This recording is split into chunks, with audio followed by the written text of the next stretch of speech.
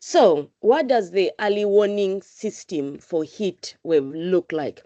So the infographic you see here is adopted from the World Health Organization and WMO as well. So basically we look at the historical data, what have the temperatures been like, what has been the humidity like in a particular region.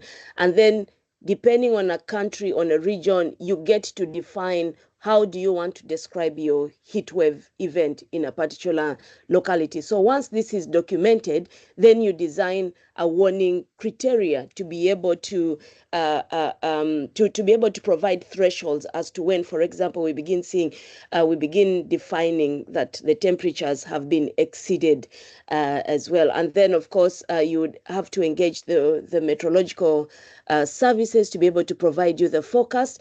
And then once your criteria has been defined, and if the forecast indicates that your criteria has been reached or the threshold has been reached, then you may issue a warning. And if it hasn't, then you do not issue a warning. And then with this warning, then we do have clearly defined interventions of what needs to be done. If it is under the water sector, what do we need to do?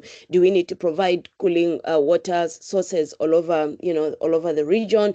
Do we need to provide cooling fans? Do we need to provide tell people what to do, create awareness sessions? And then, of course, there is need to provide education around this. So when you have your basket of early actions that have already been defined, then they are able to activate this, of course, with a clearly defined target group. Is it outdoor workers? Is it the elderly? Is it children? Is it, women who are pregnant? And all this is engraved within a heat action plan, ideally, and then with clearly defined communication channels and systems. So this at the end, okay, sorry, I'm tapping my, yes.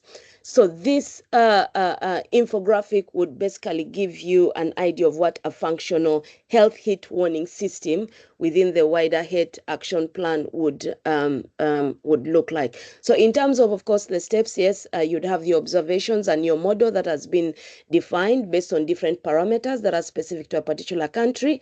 And I think later on in the session, we do have colleagues who will be able to share some of the case studies in their different countries and how, for example, they were able to define what a heat wave is and what parameters to do. How will this be monitored? What will be the warning processes and decision? How do we communicate this warning? And then what actions do people need to be able to take?